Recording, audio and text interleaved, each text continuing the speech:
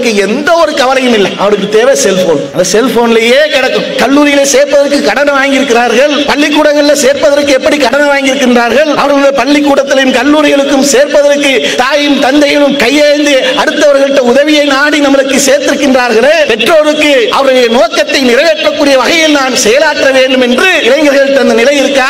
கவலையே இல்லாம சென்று கொண்டிருக்கிறான், கவலை இல்லாம போயிட்டு இருக்கிறான். எது மாற்றத்தை உருவாக்கும் என்றால் நாம் ஏற்றிருக்கக்கூடிய இந்த இஸ்லாமிய மார்க்கம் தான். நாம் எந்த கொள்கையை ஏற்றிருக்கிறோமோ, எந்த மார்க்கத்தை நாம் ஏற்றிருக்கின்றோமோ அந்த மார்க்கம் நம்மளை சிறந்த முறையில் வழிகாட்டும். அப்ப அதை நாம் நேசித்தோம் என்றால், அதை நாம் உண்மையிலே பின்பற்றினோம் என்றால் நிச்சயமாக தாய் தந்தையர்களுக்கு சிறந்த பிள்ளைகளாக, சமுதாயத்துக்கு சிறந்த ஒரு தலைவனாக, பொறுப்புள்ள ஒரு மனிதனாக வாழ முடியும் என்றால் இந்த மார்க்கத்தை நாம் பின்பற்ற வேண்டும். அஸ்ஸலாமு அலைக்கும் வரஹ்மத்துல்லாஹி வபரகாத்துஹு. எல்லாம் வல்ல அல்லாஹ்வின் நல்லடியார்களே, சகோதர சகோதரிகளே, தமிழ்நாடு தௌஹீத் ஜமாத் புதுச்சேரி மாவட்டத்தின் சார்பாக நடைபெற்று கொண்டிருக்கக்கூடிய இந்த சத்திய முழக்க மாநாட்டில் முன்மாதிரி முஸ்லிம் இளைஞர்கள் என்ற தலைப்பு இங்கே வழங்கப்பட்டு இருக்கின்றது.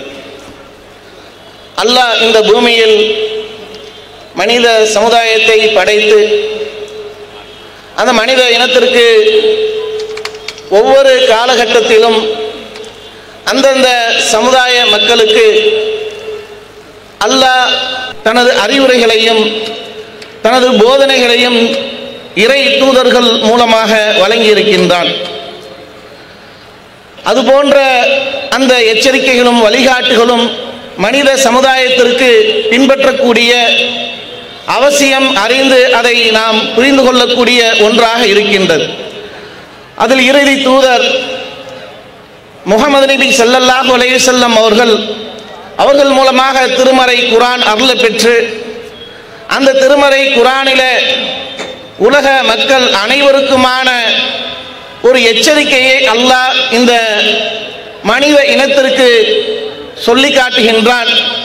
அது ஆதம் அலைஹிஸ்ஸலாம் அவர்களை படைத்து அவர்களை அந்த ஷைத்தான் எப்படி வழிகெடுத்தான் என்பதையும் திருமறை குர்ஆனிலே சொல்லி காட்டுகின்றான். ஆதமுடைய மக்களே, உங்கள் பெற்றோர் இருவரையும் ஷைத்தான் சொர்க்கத்திலிருந்து வெளியேற்றியதைப் போல் உங்களையும் அவன் குழப்பிவிட வேண்டாம். ஷைத்தான் உங்களுடைய பெற்றோர்களாக இருக்கக்கூடிய இருவரையும் சொர்க்கத்திலிருந்து வெளியேற்றிவிட்டான். ஆகையால் நீங்கள் அதில் குழம்பி விடாதீர்கள். ஷைத்தான் உங்களை வழிகெடுப்பதற்காக வருவான்.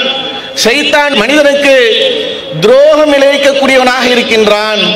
ஷைத்தான் மனிதனுக்கு பகிரங்க எதிரியாக இருக்கின்றான் என்று அல்லாஹ் இந்த ஷைத்தானை பற்றி, அவன் எவ்வாறு எப்படிப்பட்டவன், எதுபோன்று இந்த மனித இனத்திற்கு துரோகம் இழைக்கக்கூடியவனாக இருக்கின்றான் என்று தனது திருமறை குர்ஆனிலே சொல்லிவிட்டு அடுத்ததாக சொல்லுகின்றான். ஷைத்தான் மதுவின் மூலமும் சூதாட்டத்தின் மூலமும் உங்களிடையே பகைமையை ஏற்படுத்துவதன் மூலமாகவும் அல்லாஹ்வின் நினைவை விட்டு விலக்கி விட்டுவான், தொழுகையை விட்டும் உங்களை தடுக்கவே நாடுகின்றான் என்று அல்லாஹ் இந்த வசனத்தின் மூலமாக சொல்லுகின்றான். ஷைத்தானுடைய செயல் என்பது எந்த அளவுக்கு என்றால், ஒரு காலகட்டம் இருந்தது மனிதர்கள் தீமையை விட்டு விரண்டு ஓடிய காலகட்டம் இருந்தது.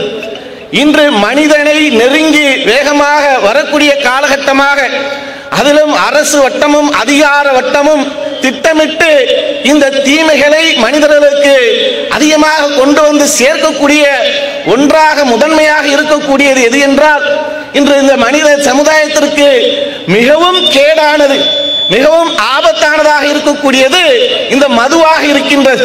இந்த மதுவினால் ஏற்படக்கூடிய பாதிப்பு என்பது இன்று இளைஞர்கள் எவ்வாறு எப்படிப்பட்ட ஒரு நிலையில் வழிகெடுத்து கொண்டு வழிகேட்டின் பக்கம் சென்று கொண்டிருக்கிறார்கள் என்றால், இந்த மதுவிலே அதிகமாக அடிமையாகி கொண்டு இந்த மதுவிலே அதிகமாக மக்கள் அதிகமாக அந்த திசை திருப்பி போகக்கூடிய ஒரு சூழலை பார்க்கிறோம். அதனாலதான் இன்று இளைய சமுதாயம் வேறு திசையை நோக்கி சென்று கொண்டிருக்கிறது.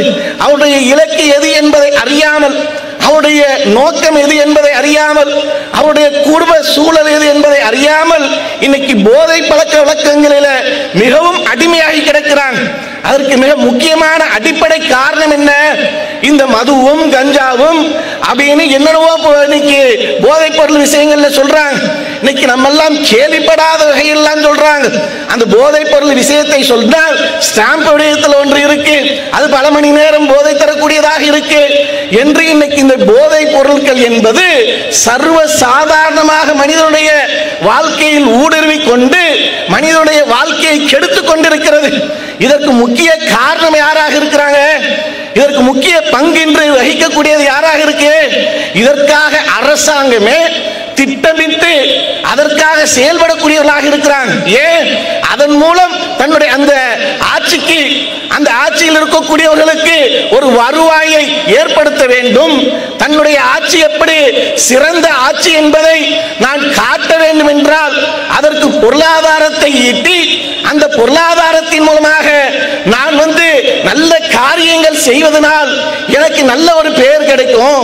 அதனால எனக்கு அடுத்த பதவியும் அடுத்த ஆண்டு அடுத்து நடக்கக்கூடிய தேர்தல்கள்ல எனக்கு அடுத்து ஆட்சியில் அமரக்கூடிய வாய்ப்பும் கிடைக்கும். ஆகையால் நான் அடுத்த இந்த மதுவுக்காக என்னென்ன திட்டங்கள் எல்லாம் தீட்டலாம். இன்னைக்கு பாண்டிச்சேரி எடுத்துக்கொள்ளுங்களேன். உலகத்தில் எல்லா இடங்களிலும் சரி, எந்த மாநிலமாக இருந்தாலும் சரி, எந்த நாடாக இருந்தாலும் சரி, மாவட்டமாக இருந்தாலும் சரி, ஊராக இருந்தாலும் சரி, இன்னைக்கு நம்ம தமிழகத்திலேயே மிக பிரபலமாக இருக்கக்கூடியதாக இருக்கிறது. எந்த அளவுக்கு இருக்கு? ஒவ்வொரு மாவட்டமும் ஒவ்வொரு பகுதியும் எடுத்துக்கொண்டால் ஒவ்வொன்றுக்கும் பெயர் போனதாக இருக்கா இல்லையா? இன்னைக்கு திண்டுக்கல்ல எடுத்துக்கிட்டா பூட்ட சொல்லுவாங்க. திண்டுக்கல்னா பூட்டு, திருநெல்வேலி என்றால் அல்வான்னுவாங்க. இப்படி ஒவ்வொரு மாவட்டத்தை எடுத்துக்கொள்ளுங்க. சேலத்தை எடுத்துக்கிட்டா மாம்பழம்னுவாங்க, ஆம்பூரை எடுத்துக்கிட்டா பிரியாணின்னுவாங்க. இப்படி ஒவ்வொரு விஷயத்தை நீங்கள் எடுத்து பார்த்தாலும் சரி, அதற்காக ஃபேமஸாக இருக்கக்கூடியவர்களாக இருப்பாங்க. எந்த வகையில் எடுத்துக்கொண்டாலும் சரி, மதுரையை எடுத்துக்கொண்டால் மல்லின்னுவாங்க. இப்படி ராமேஸ்வரத்தை எடுத்துக்கொள்ளுங்க, பாம்பென்னுவாங்க. ஒவ்வொன்றும் ஒவ்வொன்றுக்கு ஒரு பிரத்யேகமாக பிரபலமாக இருக்கா இல்லையா? ஒரு ஃபேமஸா ஆகியிருக்கா இல்லையா? இன்னைக்கு பாண்டிச்சேரி எதற்காக ஃபேமஸ்? இன்னைக்கு பாண்டிச்சேரி இந்த மாநிலம் ஒரு சிறிய மாநிலமாக இருந்தாலும் இதை அழகான முறையில் நிர்வாகம் செய்து இந்த மக்களுக்கு நல்ல ஒரு ஆட்சியை கொடுக்க இயலும். ஆனால் இதுல எதற்காக இந்த மாநிலம் பிரபலமாக இருக்கிறது? மற்ற மாநிலங்களிலிருந்து வருகிறார்கள், மற்ற மாவட்டங்களிலிருந்து வருகிறார்கள், மற்ற ஊர்களிலிருந்து வருகிறார்கள். பயணப்பட்டு இங்கே வருவது எதற்காக வருகிறார்கள்? பாண்டிச்சேரிக்கு போனோம்னா நல்ல சாராயத்தை வாங்கி குடிச்சிட்டு நம்ம ஜாலியா ஊர் சுத்திட்டு போகலாம், நம்ம ஜாலியா என்ன பண்ணலாம், அங்க அனுபவித்து விட்டு வரலாம் என்று இன்னைக்கு இந்த பாண்டிச்சேரி மாநிலத்தையே மிக கேவலமாக ஆக்கி வைத்திருக்கிறார்களா இல்லையா? எவ்வளவு பெரிய அவமானகரமான செயல்! ஒவ்வொரு இந்த பாண்டிச்சேரி மாநிலத்தில் வசிக்கக்கூடிய ஒவ்வொரு குடிமகனும் வெக்கி தலை குடியக்கூடிய அளவுக்கு இருக்கு. ஏன்? இன்னைக்கு என்ன தொழில் வளர்ச்சியில பாண்டிச்சேரி முன்னணியில் செஞ்சுக்கிட்டு இருக்கு? இந்த பொருட்களை தயாரித்துக் கொண்டு மிகப்பெரிய பொருட்களை தயார் செய்வதில் இந்த மாநிலம் அதிகமாக பிரபலம் அடைந்திருக்கு. இல்லை, இந்த பொருளை உற்பத்தி செய்வதனால், இந்த பொருளை விளைவிப்பதனால் இந்த மாநிலம் பிரபலமாக இருக்கு அப்படின்னு இருக்கா? அப்ப எதற்காக இன்னைக்கு பிரபலமாக ஆகி இந்த மாநிலத்தை வைத்திருக்கிறார்கள்? எல்லோரும் கேலி செய்யும் வகையில சாராயத்துக்கு பிரபலமாக ஆக்கி வைத்திருக்கிறார்கள் என்றால் இது எவ்வளவு பெரிய கேவலமான ஒரு கேடுகட்ட செயல்! அப்ப இப்படிப்பட்ட இந்த சாராயம் தான் ஒட்டுமொத்த சட்ட ஒழுங்கு பிரச்சனைகளுக்கும் பிரச்சனையாக இருக்கு. இன்னைக்கு சட்ட ஒழுங்கு பிரச்சனை ஏற்படுதுன்னா என்ன காரணம்? இன்னைக்கு நாட்டில் ஏகப்பட்ட திருட்டு நடக்கின்றது, கொலை நடக்குகிறது, கற்பழிப்பு நடக்குகிறது. அனைத்துக்குமான முதன்மையான கேடுகட்ட செயல் எதுவாக இருக்கு? இந்த மதுவை தானே சொல்றாங்க. நான் மதுவை குடித்திருந்தேன், அங்கே இருக்கக்கூடியது யார் என்று தெரியாமல் நான் தவறிழைத்து விட்டேன், நான் மதுவுக்கு அடிமையாகிவிட்டேன், ஆகையால் எனக்கு தேவை என்று இருப்பதனால் நான் திருடுவதற்கு சென்றேன், நான் மதுவை அருந்தி நான் தன்னிலை மறந்தவனாக இருந்ததனால் எனக்கு என்ன நடந்ததுன்னு தெரியல, கோபத்துல குத்தி கொலை செஞ்சிட்டேன். இப்படி சொல்றானா இல்லையா? இன்னைக்கு குற்றவாளிகளாக இருக்கக்கூடியவர்களை விசாரிக்கும் போது அவர்கள் சொல்லக்கூடிய காரணம் என்ன? இந்த மதுவை தானே சொல்றாங்க. அப்ப இப்படிப்பட்ட இந்த மதுபானம் என்பது மனிதனுக்கு அவ்வளவு கேடு விளைவிக்கக்கூடிய ஒன்றாக இருந்தால் அதை இன்னைக்கு ஊக்குவிக்கக்கூடிய அளவுக்கு இன்னைக்கு அரசு பள்ளிக்கூடங்களை எண்ணி பாருங்க. இந்த பாண்டிச்சேரியில் இருக்கக்கூடிய அரசு பள்ளிக்கூடங்கள் எத்தனை என்று எண்ணி பாருங்க. அதே இங்க இருக்கக்கூடிய சாராய கடையை எண்ணி பாருங்க. எது மிகைத்திருக்கு? திரும்பும் திசையெல்லாம் சாராய கடையை வைத்திருக்கான். திரும்பும் திசையெல்லாம் பார்களை வைத்திருக்கின்றார்கள். திரும்பும் திசையெல்லாம் குடியாரர்கள் சொல்லக்கூடியவர்களாக இருக்கிறாங்க. அப்ப இப்படிப்பட்ட ஒரு நிலை இந்த மாநிலத்தில் நடக்குதுன்னு சொன்னா இது என்ன ஒரு கேலி கூத்தானதுன்னு சொன்னா, இந்த ஒரு வகையில இதற்கென்று IAS அதிகாரிகளை நியமிக்கிறாங்க. இதற்கென்று ஒரு நிர்வாகத்தை செய்து கொண்டு இன்னும் எத்தனை கடையை நம்ம அதிகரித்து இந்த மதுபானத்தை வீர்த்து அதன் மூலம் நம்ம லாபம் ஈட்ட முடியும் என்று திட்டமிட்டுக் கொண்டிருக்கிறார்கள். இன்னொரு விஷயத்தை என்ன செய்யறாங்கன்னு சொன்னா, இதற்கென்று ஒவ்வொரு வருஷமும் ஜூன் 26ஆம் தேதி என்ன செய்யறாங்கன்னா போதைப் பொருள் ஒழிப்பு தினமாக கடைபிடிக்க வேண்டும். ஒவ்வொரு வருடமும் ஜூன் 26 அன்று அவர்கள் செய்யக்கூடிய செயல் என்ன? அன்றைய தினம் போதை ஒழிப்பு தினமாக இந்த நாளை கருதி எல்லா இடங்களிலும் பள்ளிக்கூடத்துக்கு போங்க. ஏன் இன்னைக்கு சின்ன சின்ன பிள்ளைகள் கூட மதுவுக்கு அடிமையாகி சர்வ சாதாரணமாக போதை பழத்துக்கு அடிமையாகி செல்கின்றான. அப்ப அது மாதிரி இருக்கக்கூடிய இளைஞர்களை வென்றெடுக்கக்கூடிய வகையில நீங்கள் மதுவுக்கு அடிமையாகிவிடக் கூடாது. இந்த மது எவ்வளவு ஆபத்தானது என்பதற்காக அரசு அதிகாரிகள் பள்ளிக்கூடத்துக்கு சென்று அந்த கல்லூரிகளுக்கு சென்று மதுவை பற்றி விழிப்புணர்வு ஏற்படுத்துறாங்க.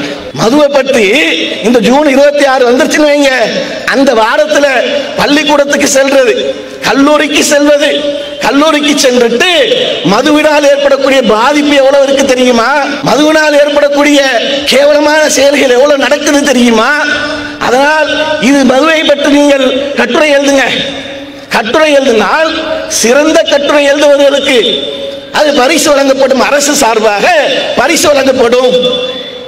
இது என்ன செயல்? இது ஒவ்வொரு வருஷமும் ஒவ்வொரு பள்ளிக்கூடங்களை எல்லாத்தையும் தேர்ந்தெடுத்து மாணவர்கள்ட்ட போய் இளைஞர்கள்ட்ட போய் நாங்கள் விழிப்புணர்வு ஏற்படுத்துறோம், அதுல ஒரு பாதிப்பை மையமாக வைத்து என்று நீங்க சொல்றாங்க. அதை நடத்துறது யாரு? அதை ஊக்குவிக்கிறது யாரு? வருமானத்தை எதிர்பார்க்கிறது யாரு? அரசு தானே. அப்ப அரசே அது வேலையும் செஞ்சுக்கிட்டு ஒரு பக்கம் திருடுறது, ஒரு பக்கம் அயோக்கியமனம் செய்வது, ஒரு பக்கம் நல்லவன் சேசம் போட்டா இவர்கள் யாரு? இவர்கள் எப்படிப்பட்டவர்கள்? மனிதர்கள் இவரை எப்படி கருதுவோம்? அதைத்தான் இன்றைக்கு அரசு செஞ்சுக்கிட்டு இருக்கு. அது இந்தியாவில் எல்லா மாநிலத்திலும் இருக்கக்கூடிய அனைத்து தரப்பட்ட அரசுகளும் இதைத்தான் செய்து கொண்டிருக்கிறாங்க. இதுல யாரும் விதிவிலக்கு கிடையாது. இதுல யாரும் மாற்று கருத்துடையவர்களாக கிடையாது. எதிர்கட்சிகள் இருந்தா கொக்கரிப்பார்கள். எதிர்கட்சிகள் இருந்தா மதுவை ஒழிக்க வேண்டும், மது விலக்கை கொண்டு வர வேண்டும் என்பதையெல்லாம் இன்னைக்கு மிக மூச்சு முட்ட பேசுவாங்க.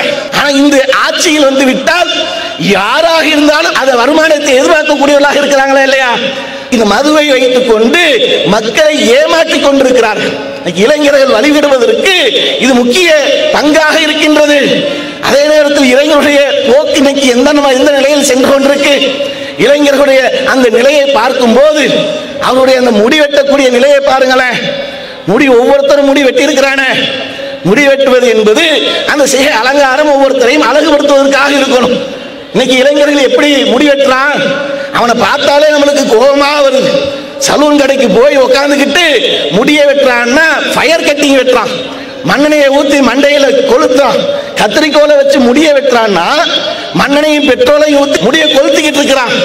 இதுல நம்மளுக்கு பார்க்கும்போது கொஞ்சம் ரொம்ப கோபமா வருது. ஏண்டா எங்களுக்கு அப்படியே இல்லை, கொட்டி போயிருச்சு, என்ன பண்றது? நம்ம ஒரு கவலைப்பட்டுக்கிட்டு இருந்தோம்னா இருக்கிறவன் மண்டையில கொளுத்திக்கிட்டு இருக்கிறான். அப்ப எவ்வளவு ஆத்திரம் வரும் நம்மளுக்கு. அப்ப இப்படி இன்னைக்கு இளைஞர்களுடைய போக்கு. அவன் என்ன கட்டிங் வெட்டுறான்? ஒரு பக்கம் போட, ஒரு பக்கம் இந்த பக்கம் நிக்குது, வலிச்சு விட்டுறான், இந்த பக்கம் வலிச்சு விட்டுறான். நடுவுல மட்டும் பார்த்தா அப்படியே குச்சி குச்சியா நிக்குது. அப்படியே என்னமோ மூங்கில் காட்டுல மூங்கில் மரம் நிக்கிற மாதிரி நிக்குது. அவனை பார்த்தா போய் இப்போ தொட்டன்னு வைங்களேன், கையில தொட்டோம்னா கையெல்லாம் ரத்த கலர் கலரியாயிரும் போது தெரியுது. அவ்வளவு கம்பி மாதிரி நிறுத்தி வச்சிருக்கான். அதற்கு என்னென்னவோ கெமிக்கலை போட்டு கலவையை வைத்துக் கொண்டு அப்படியே என்ன காத்தடிச்சாலும் சாயாது போல் தெரியுது. தென்னை மரம் கூட சாஞ்சிரும், பனைமரம் கூட சாஞ்சிரும் போல் தெரியுது. அவன் வைத்திருக்கக்கூடிய அந்த முடி, அவன் என்ன கெமிக்கல் போடுவான், எப்படி கெமிக்கல் போடுவான், எப்படி வெட்டுவான்னு தெரியாது. அப்படி கரெக்டா நேர்கோட்டில் நிக்குது, இங்கேயும் சாயாம அங்கேயும் சாயாம. இன்னைக்கு முடிவெட்டக்கூடிய நிகழ்வை இன்னைக்கு இளைஞர்கள் எவ்வாறு இன்னைக்கு செஞ்சுட்டு இருக்கிறாங்க. இந்த முடிவெட்டுறதுல ஒரு அழகுபடுத்துவதற்கு மார்க்கம் வழிகாட்டி இருக்கிறது. எண்ணெய் போட்டு தேய்த்து முடியை தேய்த்துக் கொள்ளுங்க, எண்ணெயை தேய்ங்க, தலையை வாருங்க என்று அல்லாஹ்வின் தூதர் நபிகள் நாயகம் ஸல்லல்லாஹு அலைஹி வஸல்லம் அவர்கள் ஒவ்வொன்றுக்கும் வழிகாட்டி இருக்கிறாங்க. ஒவ்வொரு விஷயத்திற்கும் இந்த மனித சமுதாயத்திற்கான அனைத்து விதமான போதனைகளையும் செய்திருக்கிறாங்க. அதுல இந்த முடியை எப்படி பராமரிக்க வேண்டும் என்பதையும் அல்லாஹ்வின் தூதர் நம்மளுக்கு வழிகாட்டி இருக்கிறாங்க. ஆனா இன்னைக்கு இளைஞர்கள் அப்படி இருக்காங்களா? இளைஞர்களோட போக்கு அப்படி இருக்கா? இன்னைக்கு நம்ம எல்லாம் ஒரு காலகட்டத்தில் எப்படி ஆடை என்ன எப்படி வாங்குவோம்? ஆடை வாங்குவோம், புது ஆடை வாங்குவோம். அந்த ஆடை கிழிந்து விட்டால் திரும்பி புது ஆடை வாங்குவோம். திரும்பி வந்து அந்த புது ஆடை வாங்கி கிழிஞ்சிருச்சுன்னா திரும்பி ஒரு புது ஆடை வாங்குவோம். ஒவ்வொரு ரமலானுக்கும் பக்ரீத்துக்கும் புது ஆடை வாங்கி உடுத்துவதில் ரொம்ப மற்றற்ற மகிழ்ச்சி அடைவோம். அதை பார்த்து பார்த்து சந்தோஷம் அடைவோம். வாப்பா கூட உமா கூட அந்த சட்டை பேண்ட்டை போய் கடையில் புதுசாக வாங்கி மாற்றுறதுல அவ்வளோ மகிழ்ச்சி இருக்கும். ஆனால் இன்னைக்கு இளைஞர்கள் என்ன பண்றான்? கிழிந்தால் ஆடை வாங்குறது போக கிழிந்த ஆடையை வாங்கி உடுத்துறான். கிழிந்த ஆடையை வாங்கி என்னன்னு பார்த்தா பேண்ட் கீழே கிழிஞ்சிருக்கு, முட்டுக்காலில் கிழிஞ்சிருக்கு, தொடையில கிழிஞ்சிருக்கு. என்னடா ஏண்டா இவ்வளவு வறுமையா உனக்கு பாவம் எதுவும் வாங்கி கொடுக்கறதுக்கு வழி இல்லையான்னா, அட போங்க பாய், இதான் ஃபேஷனு, பூமாங்கலா இருக்கீங்களே.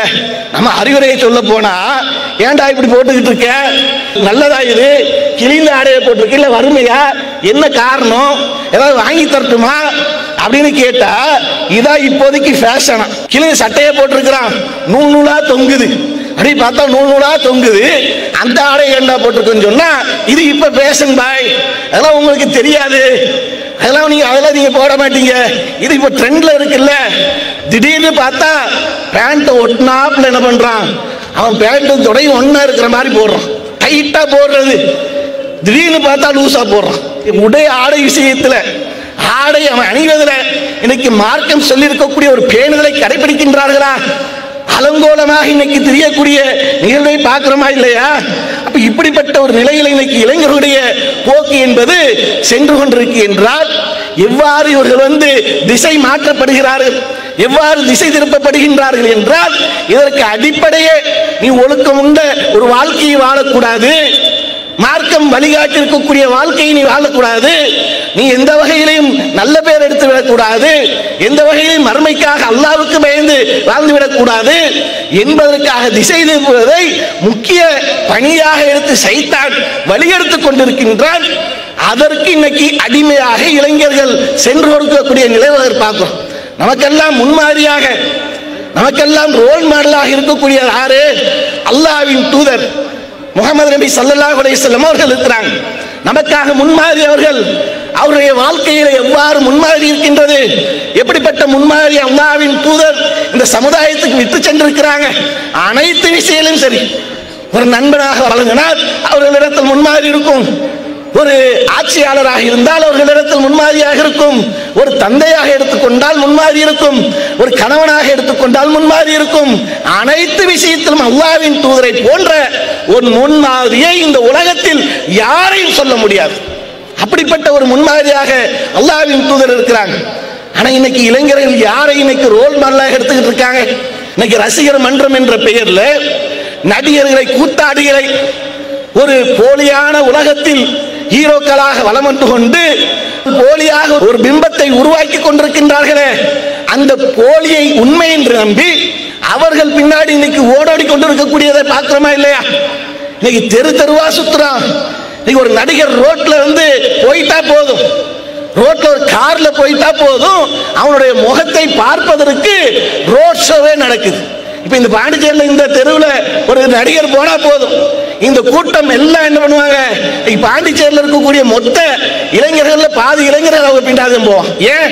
அவனை பார்க்கறதுல என்னப்பா அவனுக்கு சரி, பார்க்கறது நீ அவ்வளவு விரும்புறிய, அவனை அவளை பார்க்க வேண்டும் என்று ஆசைப்படுறிய, அவன் ஒன்னு விரும்புறானா, அவன் உன்னை நேசிக்கிறானா, அவன் உன்னை பத்தி சிந்திக்கிறானா, அவன் எப்படிப்பட்டவனா இருக்கான்? யாராவது எப்படியாவது ரசிகர் சொல்லு, யார் வேணா சொல்லிட்டு போட்டு போய்கிட்டே இருக்கான். அவனை துரத்ததனால் விபத்து ஏற்படுது. துரத்தி போறான், பைக் விபத்து ஏற்பட்டு படுகொலியில விழுந்துடுறான், கைய காலை உடைக்கிறான். அதை கூட கண்டும் காணாம சென்று கொண்டிருக்கிறான் என்றால் இவன் பின்னாடி போறதுக்கு தகுதியா? இவன் யாரு? உனக்காக ரோடு மாறுன்றிய. அவன் ஒரு படத்துல ஒரு சட்டை அணிஞ்சா போதும், அதே மாதிரி சட்டை அணியணுங்கிற. அவன் ஒரு படத்துல ஒரு பேண்ட் அணிஞ்சா போதும், அதே மாதிரி பேண்ட் அணியணுங்கிற. அவன் ஒரு படத்துல ஒரு வெட்ட போட்டு மண்டையில ஒரு வெட்டு போட்டு வந்தா அதே மாதிரி வெட்டு போடணுங்கிறிய. ஏன்? இதனால உனக்கு இந்த உலகத்துல இல்ல மறுமையில ஏதாவது லாபம் உண்டா? ஆஹா, இவர் தளபதி மாதிரி தலை மாறி இணைஞ்சிட்டாரு, இவர் அது மாதிரி ஹேர் ஸ்டைல மாத்திக்கிட்டாரு, அதற்காக வாங்கப்பா சுதந்திர போராட்ட அன்னைக்கு, சுதந்திர தினத்தின் அன்னைக்கு தமிழகத்துல தலைநகர்ல சென்னையில அங்கே ஒவ்வொருத்தருக்கும் அவார்டு கொடுப்பாங்களே, அவர் செய்த ஒரு காரியத்திற்காக அன்னைக்கு தலை மாறி ஒரு தலைவர் இருந்தாரு, தளபதி மாதிரி ஒரு வெட்டு போட்டிருந்தாரு, அதற்காக அவார்டு கொடுக்க போறாங்களா? என்ன நடக்க போகுது? அப்ப இன்னைக்கு இப்படி எல்லாம் இளைஞர்களுடைய போக்கு போய்கிட்டு இருக்க. இதுல பைக் எடுத்துக்கொண்டால் சரி, இதுல பெற்றோர்களும் நம்ம கவனிக்க வேண்டிய ஒரு விஷயம். ஒரு சில தினங்களுக்கு முன்பாக நடந்த நிகழ்வு, ஒரு சில தினங்களுக்கு முன்பாக குமரியில் நடந்த நிகழ்வு. ஒரு பைக்ல 4 பேர் போறோம், ஒரு பைக்ல 4 பேர் போறார்கள். அந்த 4 பேர் போகக்கூடிய அந்த பைக்ல விபத்து ஏற்படுது. அரசு பஸ் முன்னாடி போய் மோதிடுறான், நேருக்கு நேர் மோதுறான். 2 பேர் உடனடியாக அந்த இடத்துல உயிரிழந்துறான். எல்லாம் சின்ன சின்ன பிள்ளை, 17 வயசு 15 வயசு, 10வது படிக்கிறவன் 11வது படிக்கிறவன். இந்த பைக்கை அந்த பெற்றோர்கள் ஏன் கொடுக்கணும்? என்ன அவசரத்துக்கு கொடுக்கணும்? என்ன தேவை இருக்கு? இப்ப நீங்க பைக்ல ஒரு பைக்ல 4 பேர் போய் விபத்தாகி மரணிக்கக்கூடிய சூழல் ஏற்படுகிறது. இதையெல்லாம் கூட பெற்றோர்கள் என்ன பண்றாங்கன்னு சொன்னா, அதை பொருட்படுத்தாமல் அவர்களுடைய அந்த உயிர் வலியை கூட பொருட்படுத்தாமல் பைக்கை கொடுத்து அனுப்புறாங்க. அங்க விபத்து ஏற்பட்டு பாதிப்பு ஏற்படுது. அப்ப இந்த அளவுக்கு இன்னைக்கு இளைஞர்களுடைய போக்கு சென்று கொண்டிருந்தால் உங்களுக்கான கடமைகள் என்ன? இன்னைக்கு சமூகத்தில் நடக்கக்கூடிய நிகழ்வு என்ன? இந்த மாதிரி இந்த நாட்டுடைய போக்கு போய்கிட்டு இருக்கு, இந்த உலகத்தினுடைய போக்கு என்ன போய்கிட்டு இருக்கு? இஸ்லாத்தை ஏற்றுக்கொண்டேன் என்பதற்காக, இஸ்லாமியன் என்பதற்காகவே ஒவ்வொரு திசையிலும் சூழ்ந்து கொண்டு தாக்குதல் நடத்தப்பட்டுக் கொண்டிருக்கிறது. அதுல இந்தியாவில் அதிகமாக இஸ்லாமியர்கள் பாதிக்கப்பட்டுக் கொண்டிருக்கார்களே. இந்த இஸ்லாமிய சமுதாயம் அவ்வளவு இன்னல்களுக்கும் துன்பத்திற்கும் துயரத்துக்கும் ஆட்பட்டுக் கொண்டிருக்கு, உரிமைகள் இழக்கப்பட்டுக் கொண்டிருக்கு. இன்னைக்கு மத்திய அரசாங்கம் சொல்லக்கூடிய அந்த வழங்கக்கூடிய இஸ்லாமியர்களுக்கு வழங்கக்கூடிய கல்வி உதவித்தொகை நிறுத்தப்பட்டாச்சு. அதற்காக அந்த உரிமை தொகை நிறுத்தப்பட்டாச்சு. அவங்க கொடுக்கக்கூடிய அந்த கல்லூரி உதவிக்காக, பள்ளிக்கூடத்துக்கு உதவிக்காக அதை மட்டும் வைத்து நம்ம படித்து விட முடியுமா? கண்டிப்பாக முடியாது. ஆனால் அது நம்மளுக்கான உரிமை தொகை, நம்ம இந்த நாட்டில் நமக்கான உரிமையை ஒருபோதும் விட்டுவிடக் கூடாது என்பதற்காக ஒவ்வொரு வருடமும் இந்த கல்வி தொகையை நம்ம வாங்கிக்கிட்டு இருந்தா, இன்னைக்கு மத்திய அரசாங்கம் அனைத்து விதமான கல்வி உதவியை நிப்பாட்டிட்டானே. அதையும் தாண்டி உங்களுடைய பெற்றோர்கள் பிள்ளைகள் படிக்க வேண்டும் என்பதற்காக இந்த சமுதாயம், இஸ்லாமிய சமுதாயம் வெள்ளையர்களை எதிர்த்ததினால் கல்வியை இழந்து விட்டார்கள். நூற்றாண்டுகளாக பின்தங்கி விட்டோம், கல்வியில் பின்தங்கியவர்களாக இருக்கின்றார்கள். அடுத்த தலைமுறைகளாகுது நமக்காக கல்வியில் மேலோங்கி வரக்கூடியவர்களாக சமுதாயமாக வர வேண்டும் என்பதற்காக இன்னைக்கு பெற்றோர்கள் எவ்வளவு பாடுபடுறாங்க, எவ்வளவு சிரமப்படுறாங்க. உங்களை பிள்ளைகளை பள்ளிக்கூடத்தில் சேர்த்து, கல்லூரிகளை சேர்த்து ஒரு கல்வியை கொடுப்பதற்காக அவருடைய உறவினர்கள்ட்ட போய் கையேந்து நிற்கிறாங்க, ஜமாத்தார்கள்ட்ட போய் கையேந்து நிற்கிறாங்க. ஏன்? இன்னைக்கு மனுக்கள் வரக்கூடிய ஜமாத்துக்கு சில மனுக்கள் வருகிறது. பார்த்தா என் பிள்ளையை நான் படிக்க வைக்கணும், என்னுடைய காலத்தில் நான் படிக்காமல் இருந்து விட்டேன், அதனுடைய விளைவை நான் இன்று அனுபவித்துக் கொண்டிருக்கிறேன். ஆகையால் என்னுடைய பிள்ளையை நான் மேன்படிப்பு படிக்க வைத்து இந்த சமுதாயத்தில் சிறந்த ஒருவனாக நான் உருவாக்க வேண்டும் என்று ஆசைப்படுகின்றேன். ஆனால் எனக்கு கல்வி கற்க கொடுப்பதற்கு பொருளாதாரம் இல்லை, ஜமாத்தார்கள் உதவி செய்யுங்கன்னு சொல்லி யாசகம் கேட்காத அளவுக்கு ஜமாத்துல உதவி கேட்கக்கூடிய அளவுக்கு ஒவ்வொருத்தையும் போய் நிற்கிறாங்க, கையேந்து நிற்கிறாங்க. இதை பற்றிலாம் இன்னைக்கு இளைஞர்களுக்கு எந்த ஒரு கவலையும் இல்லை. ஆனா என்ன, அவனுக்கு தேவை செல்போன். அந்த செல்போன்லயே கிடக்கும், அந்த செல்போனுக்குள்ளேயே சுத்திக்கிட்டு அவங்க எப்படி இன்னைக்கு கல்லூரிகளை சேர்ப்பதற்கு கடனை வாங்கி இருக்கிறார்கள், பள்ளிக்கூடங்களில் சேர்ப்பதற்கு எப்படி கடனை வாங்கி இருக்கின்றார்கள், அவர்களுடைய பள்ளிக்கூடத்திலும் கல்லூரிகளுக்கும் சேர்ப்பதற்கு தாயும் தந்தையும் கையேந்தி அடுத்தவர்கள்ட்ட உதவியை நாடி நம்மளுக்கு சேர்த்திருக்கின்றார்களே, பெற்றோருக்கு அவருடைய நோக்கத்தை நிறைவேற்றக்கூடிய வகையில் நான் செயலாற்ற வேண்டும் என்று இன்னைக்கு இளைஞர்கள்ட்ட அந்த நிலை இருக்கா? அப்படிப்பட்ட ஒரு இலை கவலையே இல்லாம சென்று கொண்டிருக்கிறான், கவலை இல்லாம போய்கிட்டு இருக்கிறான். ஆனால் இது மாதிரியான போக்கே என்பது நம்மளுக்கு எது மாற்றும், எதை மாற்றத்தை உருவாக்கும் என்றால் நாம் ஏற்றிருக்கக்கூடிய இந்த இஸ்லாமிய மார்க்கம் தான். நாம் எந்த கொள்கையை ஏற்றிருக்கிறோமோ, எந்த மார்க்கத்தை நாம் ஏற்றிருக்கின்றோமோ அந்த மார்க்கம் நம்மளை சிறந்த முறையில் வழிகாட்டும், வழி நடத்தும். அப்ப அதை நாம் நேசித்தோம் என்றால், அதை நாம் உண்மையிலே பின்பற்றினோம் என்றால் நிச்சயமாக ஒரு சிறந்த பிள்ளையாக, தாய் தந்தையர்களுக்கு சிறந்த பிள்ளைகளாக, சமுதாயத்துக்கு சிறந்த ஒரு தலைவனாக, பொறுப்புள்ள ஒரு மனிதனாக வாழ முடியும் என்றால் இந்த மார்க்கத்தை நாம் பின்பற்ற வேண்டும். இந்த மார்க்கத்தை நாம் பின்பற்றினோம் என்றால் நம்மளிடத்தில் அனைத்து விதமான ஒழுக்க மாண்புகள் வந்துடும், அனைத்து விதமான நற்காரியங்களும் நம்மளிடத்தில் வந்துடும். ஆகையால் நம்ம எப்படி மற்றவர்களுக்கு முன்மாதிரியா இருக்கணும்? அல்லாஹ் திருமறை குர்ஆனிலே சொல்லி காட்டுகின்றான்.